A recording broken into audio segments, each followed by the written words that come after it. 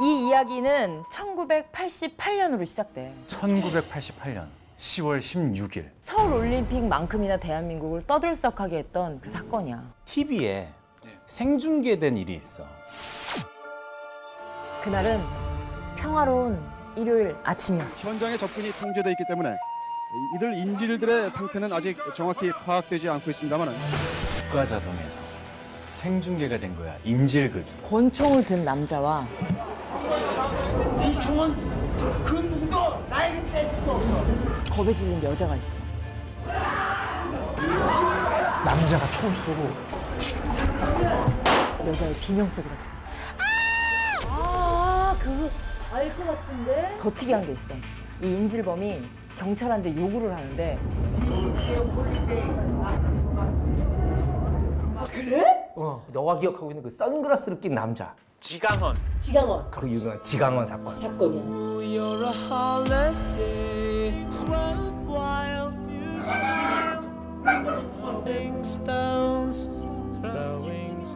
나 다른 분은 잘 모르겠고 이 지강원 이분의 얼굴은 기억이 나요. 그렇지, 기억이 나지. 너무 어렸다. 그래.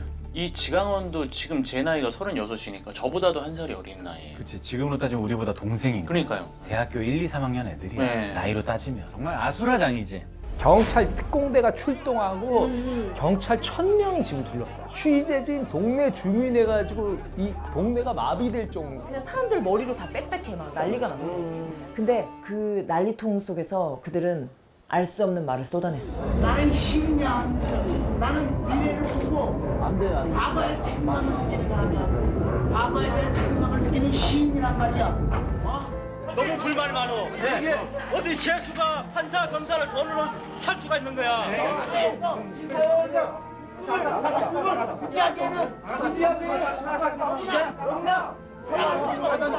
처음부터 이 사건에 대해서 얘기하자면 인질극이 벌어지기 9일 전. 9일 전. 재밌다. 오빠 시나리오 같아. 중부고속도로에 버스가 달려. 그 죄수 호송버스지. 미결수 25명을 태운 호송버스가 있었는데 그 영등포 교도소에서 대전 뭐 공주 교도소로 이갑 중인 거지. 한 안성 부근쯤에 딱 왔을까 그때. 한 명이 일어나는 거야. 저 소변 좀 보고 싶습니다. 소변통을 가져다 건네는 순간에 지금이다! 그리고 죄수들이 일제히 일어나가지고 폭동을 일으켜요. 버스 안에서. 아 진짜? 이 버스는 죄수들의 점령을 하고. 옷을 바꿔 입었어. 교도관 분들이 죄수복을 입고 수갑을 차고 교도관 옷을 이 죄수들이 입고. 그 중에 13명은 그냥 안전한 감금을 택해. 그래서 그냥 그 차에 있어. 나머지 12명 그 안에 재소자 카드 그거를 막 박박 다 찢어. 그 신분을 좀 확인 못해. 권총하고 실탄을 5발을 다 챙겨 탈출을 합니다. 기감 중이던 미결수 등 죄수 12명이 서울로 올라와서 집단 탈출했습니다. 전국이 초비상 사태가 이제 시작이 된 거야. 근데 12명 중에 2명은 당일에 검거가 되고 또 그 중에 3명은 다시 돌아갔을 것 같아. 왜? 불안해서. 아니 불안해서 놀러 갔어. 룸사롱에. 그렇게 어렵게 나와서 거기 가고 싶냐? 그리고 취한 상태에서 얘기한 거야. 계산을 하려고 그러는데 갑자기 칼을 탁 들이대면서 우리 탈출한다. 뉴스에서 봤지? 경찰에 신고했어. 바로 그 현장에서 경찰이 들이닥쳐서 룸살롱에서 이렇게 검거가 되고. 근데 이 3명이 잡혀감으로써 그 사장이 600만 원을 받게 돼. 포상금. 1인당 200만 원씩. 나머지 7명이 남았잖아. 그다음부터 보이지가 않는 거야. 전국이 난리가 나가지고 지명수배를 때리고 TV에서 사진 뭐 검문 검색 막 이렇게 됐는데도 며칠째 소식이 없는 거야. 3일째 되던 날에 드디어 경찰서에 한 통의 전화가 걸려. 탈주범들이 어젯밤에 우리 집에 묵고 갔어요.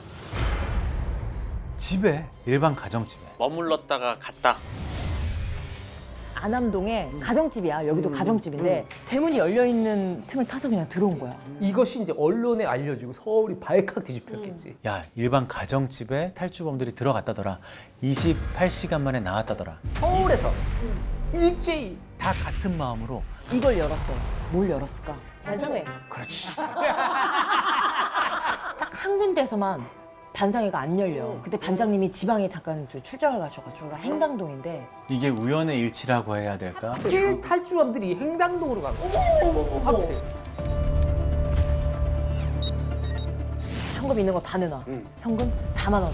아, 하필 또 서민 집에 들어간 거야. 근데 왜 하필 가정집에 가정집을 갔을까? 근데 보통 경찰이나 검찰이 뭔가 수사를 할 때 범인을 잡기 위해 가는 곳이 기차를 타러 기차역에 간다던가 터미널에 간다던가 피해 있어야 되니까 숙박업소를 간다던가 이 라인 마지막인데 먹고 놀자는 것처럼 뭐 유흥업소를 간다던가 여기는 못 찾겠다 하는 데가 가정집인 거야. 이거는 경찰이 상상도 못했던 선택이었던 거야. 인질 숙박극이 계속되고 있다. 대담한 인질 숙박의 속수무책. 더 과감해져. 대학병원이 진짜? 이것도 패턴을 완전히 깨는. 한 제약회사의 영업사원이 딱 승용차에 타려던 순간 탁 붙더니 옆구리에 칼을 딱 때리네. 이 남성분은 35살이셨대. 지금은 이제 예순이 훨씬 넘으셨지만 그날 일을 생생하게 기억하신다. 트렁크 열고 이제 이렇게 하는데 두세 명이 또 와가지고 칼을 이제 딱 대는 거 느껴지는 거지. 이 친구들이구나. 아저씨 집 어디예요? 그래서 저기 문정동입니다. 그건 왜 묻나 처음에는 했죠. 그러니까 아저씨 집으로 갑시다. 이게 정말 무서운 말이잖아. 우리 집에 가면 가족들 나도 안 가. 근데 또 마침 그날이 우리 아내분과 6살, 4살짜리 두 아이가 있었어. 그 세 가족이 처가에 예. 갔다가 돌아오는 날이었다. 서울역에 마중 나가기로 했던 거야. 아내는 서울역에서 기다리고 있는 거야? 핸드폰이 있어. 뭐가 있어. 딜을 했대. 협상을 했대. 얼마나 있을 거냐. 뭐 2박 3일. 2박 3일 되면 바로 나와주라. 그렇게 해가지고 이제 집으로 간 거야. 세 번째 집으로 왔어. 문정동이야. 정말 씩씩거리면서 아내분이 문을 열었대. 딱 들었는데 탈주범. 뉴스에서 보던 탈주범들이 우리 집에 와 있는 거야. 얼마나 놀랐겠어. 너무 무섭지 않니? 그래서 다른 생각을 한 거야. 제약회사에 다니잖아. 딱 번쩍한 거야. 수면제. 그렇지. 우리 회사에서 나오는 수면제가 있었다. 수면제를 하나 내가지고 물에 딱 넣어봤다고. 한 10분쯤 지나면 좀 으스러지는데 손가락을 넣어가지고 맛을 봤다고. 맛 아주 썩 밑도 안 되겠다. 드라마랑 현실의 차이야. 근데 그러다가 정말 또 한 번의 기회가 와. 갑자기 지강원이 오더니 잃어버린 줄 알았던 결혼 반지를 용케 찾은 거야. 자, 이걸로 돈 좀 어떻게 좀 해봅시다. 전당포를 가지. 나가면 방법이 있겠다. 어떻게든 도움을 청할 수 있지 않을까? 전당포 주인한테 할까? 왜 얘기를 못했을까? 지강원이 4살짜리 둘째 아들을 안고 있었어. 지강원이 머리를 쓴 거지. 집 주인하고 탈주범들하고 이제 술도 한잔해. 근데 이 술이라는 게 참 웃긴 게 속 얘기를 많이 하잖아.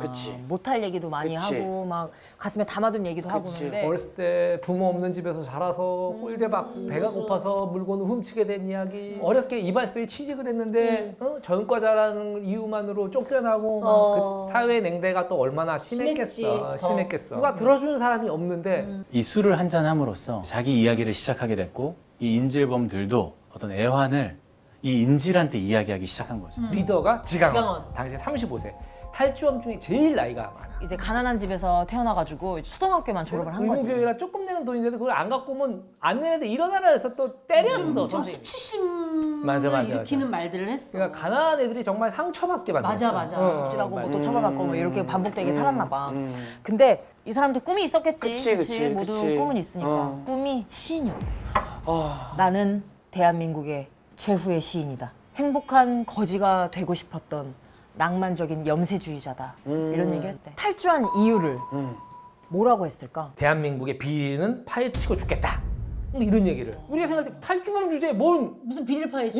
비리를 차했어. 나름 이제 대의 명분을 찾은 것 같아, 내 생각엔. 네. 그리고 연희궁으로 가려다가 경비가 심해서 그만뒀다. 타겟으로 삼은 게 연희궁이야. 전두환네 집으로 가겠다는 그치, 거잖아. 전두환의 집에 가겠다.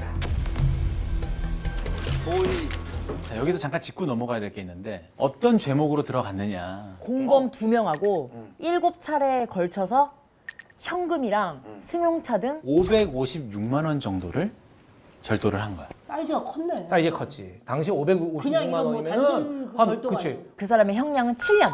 7년 받았어. 보호 감호가 10년이 더 추가가 돼. 뭐 유예처럼 관찰하는 게 아니라 정말 또 감옥 같은 데서 사는 거야. 10년 동안 더. 그러니까 17년이야 합의. 17년이구나. 17년 사는 거야. 재범의 가능성이 있다고 판단되는 범죄자가 있으면 본형을 마친 뒤에 별도로 이 감호소라는 곳에 머물도록 하는 거야. 근데 이 보호감호하고 연희동이 무슨 관계가 보호감호 있나? 제도가 원래 없었는데 전두환 전 대통령 때 만든 거야. 원래 만든 없었어. 사람한테 간 거구나. 원래 없었어. 군사 쿠데타를 일으켰잖아. 신군 전두환의 무리들이 국가보위비상대책위원회를 신설해. 국보위.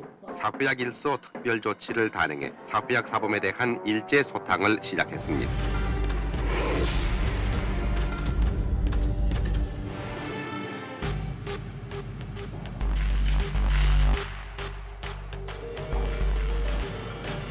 자전거 한 대를 훔친 죄로 징역 3년에 보호감호 10년을 받았습니다. 근데 문제는 그래 뭐 명목도 좋아. 뭐 국민들 선량한 국민들을 위해서 그리고 나쁜 사람은 뭐 벌 받았으니까 더 벌 받아라고 했어. 근데 정작 이걸 만든 전두환 전 대통령의 동생 정경환 씨. 이게 리틀 전 정경환 씨. 이 사람은 시민인데 정장에 입고 출근하다가 정경환이 보이니까 끝까지 쫓아와가지고 그 많은 사람들을 비집고 들어가서 뺨을 한 대 친 거야. 서울 강서구 등촌동에 있는 새마을운동 중앙본부를 승시하고 업무 보고를 이 받았습니다. 형이 대통령이 되니까 이 막강한 권력을 갖게 된 거야. 그러면서 이제 막 온갖 정치 개입을 하고 이제 새마을 운동 중앙본부 사무총장을 하면서 횡령한 돈이 재판에서 인정되게 76억. 그 당시에 76억을 횡령하고 몇 년을 받았을 거야? 7년을 받아. 7년.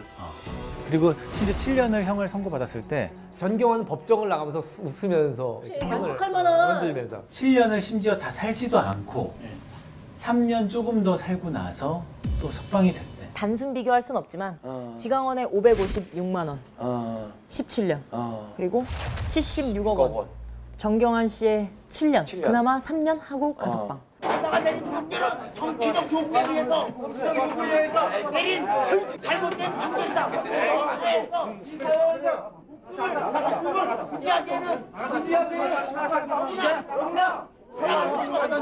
그래서 이 말이 탄생을 하지. 대한민국 사람이 모두 아는 바로 그 말. 유전무죄. 무전유죄. 죄 있어도 돈 있으면 무죄. 죄 없어도 돈 없으면 유죄. 아, 그 말이 이렇게 만들어진 거란 거 몰랐네. 그 말을 한 사람이구나. 그치. 탈주범들이 출연한 신촌 일대를 포위하고 검거 작전을 펴고 있습니다. 탈주 7일째야. 지강원 일당이 경찰한테 발각돼. 그것도 신촌 한복판에서 발각된 거야. 이게 진짜 연희동으로 가려고 그랬던 게 아닐까. 신촌까지 갔네. 연희동으로 가는 게 아닐까. 경찰이 수배 차량으로 알고 이제 추격을 시작해. 이 6명이 어떻게 했겠어? 도망가려고 하는데 한 명은 그 자리에서 검거가 되고 한 명은 다른 쪽으로 도망가고 나머지 4명, 4명은 이제 인파 속으로 막 도망쳤어. 그런 상황에서 네 번째 집에 이제 이 탈주범들이 들이닥치게 되는데 네 번째 집에 그분이야. 신촌에서 나타났고 그중에 한 명 검거가 됐고 그리고 나머지 사람들 도주 중이다. 자막이 이렇게 TV에 흘러나가고 있었어요. 저는 그걸 보면서 조심해야 되겠구나. 웃음내니까 그러고 있는데 막 사람들이 우두두두두 소리가 나서 누가 이렇게 오지? 그래서 봤더니 방에 들어와 있는 거예요. 얼마나 놀랐겠어요. 탈주범들은 언제 잡히나 이러고 있는데 두두두두 문을 열고 탈주범들이 들어온 거야. 그때 당시에는 이제 22살의 여대생이셨대. 탈주범들이 이제 들이닥친 거지. 그때는 이제 70이 넘으셨던 아버지께서 그 혼란스러운 상황 속에서 탈주범들이 들어왔을 때 처음으로 건네신 한 말씀이 뭐였는지 알아? 밥은 먹었냐? 저희 어머니한테 빨리 밥부터 차려라. 그래서 저희 어머니가 정말 사시나무 떨듯이 가서 이제 고추장찌개 무슨 뭐 했던 것 같아요. 제가 기억하니까 빨갛게 너무 급히 이제 맛있게 먹더라고요, 다들. 이러면서 이제 조금 마음들이 풀렸던 것 같아요, 그 사람들이. 그러고 나서 이제 아버지가 신발 좀 벗어라. 그래서 사람 사는데도 신발은 벗고 다녀야 되지 않겠냐 그랬더니 신발을 또 다 벗더라고요. 걸레를 주면서 빨리 닦으라고 그랬더니 다 걸레를 닦고. 저녁을 막 먹고 나니까 얼마나 좀 안정이 됐을 거 아니에요. 좀 전에는 막 쫓기고 막 탈주를 벌이고 막 도망가고 막 하다가 이제 우리 엄마 집밥을 딱 먹고 이러니까 이제 안정이 되고 편안했을 거 아니야. 그러니까 뭐 여대생인 그분한테 농담처럼 이제 이렇게 물었대. 방에서 그한테 이제 물어보더라고요. 아가씨 어떻게 죽는 게 되게 멋있어 보이냐고. 그래서 제가 너무 놀래가지고 무슨 소리냐고 그랬더니 육상에서 떨어져 죽는 게 멋있어요? 총에 맞아 죽는 게 좀 멋있어요? 이렇게 멋있어 보이냐고 물어보길래 그런 얘기 하지 마시라고. 제가 너무 무서워서 그런 얘기 하지 마시라고. 내가 모른다고 이렇게 얘기를 했었죠. 어떻게 하면 탈주범들을 순순히 나가게 할 수 있을까 고민을 했는데 이분이 이제 독실한 크리스찬이셨대. 기독교인이셔서 이런저런 구절을 이제 탈주범들한테 읽어주기 시작한 거야. 처음에는 관심이 없던 지강원이 말을 걸어온 거야. 이 성경 구절을 듣고. 자기를 위해서 기도를 해줄 수 있겠냐고 하더라고요. 그래서 저도 너무 놀라서 뭐라고 기도를 해드릴까요? 그랬더니 내가 마지막 순간에 예수님 마음대로 되게 해달라고 하면서 둘이 같이 기도를 했어요. 제가 그때 기도를 하니까 엄청나게 우시더라고요. 그래서 콧물이 막 땅에 떨어질 정도로 울고 그래서 저도 울고 그분도 울고 해서 이렇게 해서 이 집에서 진짜 의미심장한 1박 2일을 보내고 드디어 그 마지막 비지스의 홀리데이가 흐르던 국가자동으로 이동을 하는 거야. 근데 이제 마지막 집에서는 빠져나가지를 못하지. 왜냐면 이날 새벽에 그 집 아버지께서 경찰에 신고를 하셨어. 그 신고를 받은 즉시 테러 특공대 경찰 1000명이 그 집을 둘러쌌대. 그러니까 8박 9일 동안 경찰은 얼마나 안달이 났겠어. 제발 나타나라 나타나라 하는데 드디어 여기서 나타난 거야. 경찰이 밀고 들어오면 인지를 해치겠다고 위협해. 하은아 가지 마라. 강수야, 아줌마 말 좀 들어줘, 주파님. 강수야, 엄마 데리고 놀라주잖아, 강수야. 좀 제발 들어줘. 지강원 일당은 진짜 무시무시한 인질범이었지만 담 밖의 모습하고는 너무 달랐대. 총을 겨누면서도 귓속말로는 미안하다. 정말 이럴 생각이 없다. 절대 다치지 않게 할 테니까 조금만 기다려달라.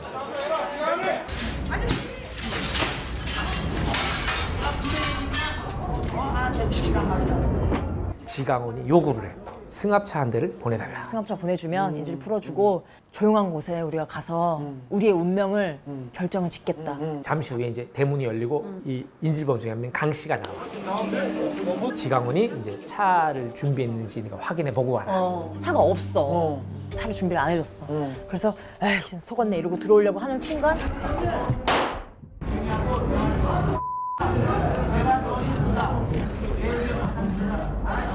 더 이상 이 인질극의 현장에서는 벗어나라. 그렇지. 넌 나갔으니까 나간 김에 살아라. 지강원이 35살이었고 강 씨가 21살이었기 때문에 아직 어리다고 생각할 수 있지. 지강원 입장에서.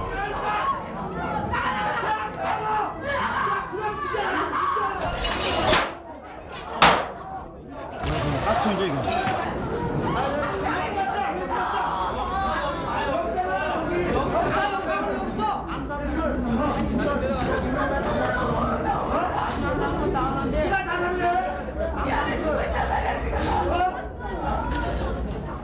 안에서 스스로 목숨을 끊는 거야. 지강원의 총을 빼앗아서 한 발씩 이제 겨눈 거지. 체념만 지강원이 비지스의 홀리데이를 듣고 싶다. 그래가지고 경찰이 그 가스 테이프를 동네 인근에 사가지고 넣어주고. 진짜?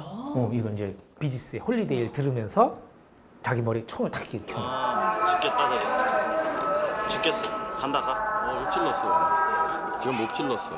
서서히 죽는구나. 거기는 유리를 집어들고 자살을 시도하려고 해. 근데 그 순간에 경찰 특공대원들이 들이닥쳐서 지강원한테 총 2발을 발사.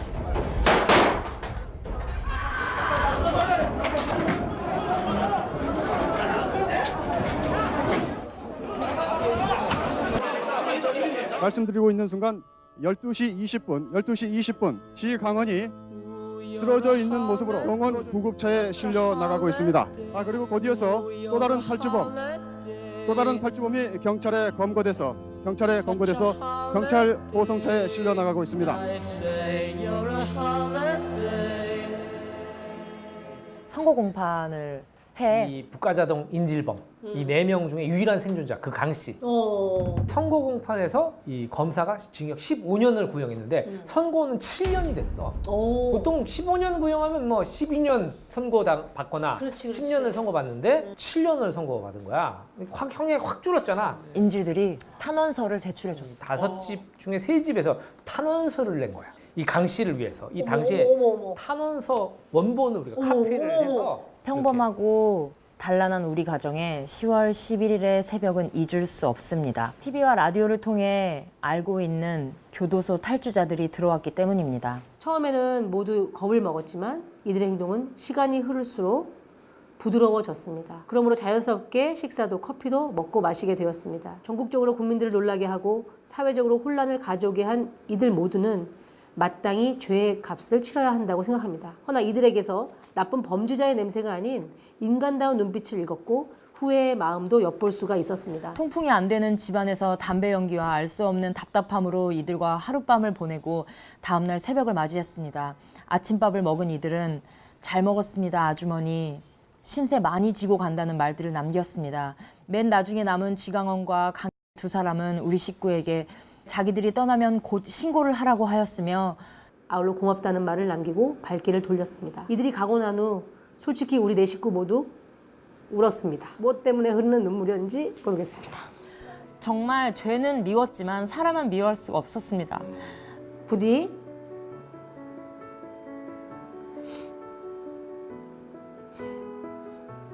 이 탄원서를 읽으시고 다시 한 번의 기회를 주셔서 희망의 빛을 벗삼아 세상에 좋은 등대지기가 되게 하시길 간절히 기원합니다. 왜 울컥했는지 모르겠어요. 잘 모르겠어요. 누군가 얘기해보고 싶었던 사람들이고 아무도 안 들어줬으니까. 근데 이렇게 얘기를 누군가 들어주고 따뜻한 밥을 해주니까 이 사람들이 너무 인생이 좀 가련하기도 하고 최후를 알기 때문에. 그치.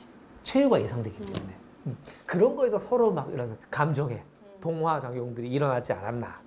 뭐 이런 생각이 그렇게 5집이나 돌아다녔지만 아무도 다치지 않았고. 그렇지. 집주인분들이 또 이렇게 잘 좀 누그러뜨리게 잘 해주신 건 아닌가. 1988년도 이 한 해 진짜 너무 공사다망한 한 해였던 거지. 올림픽으로 막 뭔가 막 축제처럼 했지만 이런 서민의 아픔의 뭐 사건도 있었던 거고 일도 많았던 거고. 유명한 경제지잖아. 여기에도 그 말이 나와. 유전 무죄. 무전. 유죄. 예스. 여기 실렸어요? 그 예, 말이? 그렇습니다. 이런 말이 고유명사처럼 쓰이고 있다. 이런 기사가 이제 실렸어. 어찌 보면 이게 뭐 범죄자들이 자기 범죄를 합리화하려고 했던 말일 수도 있어. 이게 그때 88년도에 나왔던 유행어인데 아직까지도 이게 진짜 오빠가 딴 건 다 몰라도 그 말은 알잖아. 왜 그 말이 아직까지 회자되는지. 그 말이 아직도 변하지 않았다. 지금 30년이 넘는 기간 동안 그 말은 여전히 유효하다. 맞아. 유전 결혼, 무전 비혼. 돈이 있어야 결혼을 하지. 그치. 유전 취업, 무전 실업. 돈 있고 뭐 연줄 있고 뭐 하면 뭐 어디 뭐 막 취업도 막 하고. 유전 면제, 무전 입대. 아 군대. 이런 우스갯소리까지. 근데 하나도 안 웃긴데 우스갯소리까지 있는 거지. 내 기억 속에 그냥 한 장의 스틸? 그래. 흉악범이 저지른 인질극. 알지 못했던 풀스토리를 이렇게 듣고 나니까 이 깊이를 알고 나면 함부로 꺼낼 수 없는 그런 이야기들인 것 같아요. 그러니까 나는 이 사건의 주인공들이 영웅이 되거나 이런 걸 원치는 않아. 맞아. 영웅은 아니지. 영웅은 아니야. 절대 영웅이 아니야. 잘한 건 아무것도 없어. 이 사람들이. 그러나 우리가 이런 얘기를 나누는 것은 분명히 의미가 있고 어떤 생각을 해야 되는지 그리고 어떻게 살아야 되는지. 그렇지. 유죄면 유죄, 무죄면 무죄였으면 좋겠다. 죄면 죄, 아니면 아닌 거. 맞아. 그냥 무죄, 그냥 유죄. 이렇게 두 아이가 어른이 됐을 때 무전 유죄, 유전 무죄라는 이 말을 근현대사 역사책에서만 봤으면 좋겠어. 우리가 교과서에서 보듯이. 이런 일이 있었어? 말도 안 돼.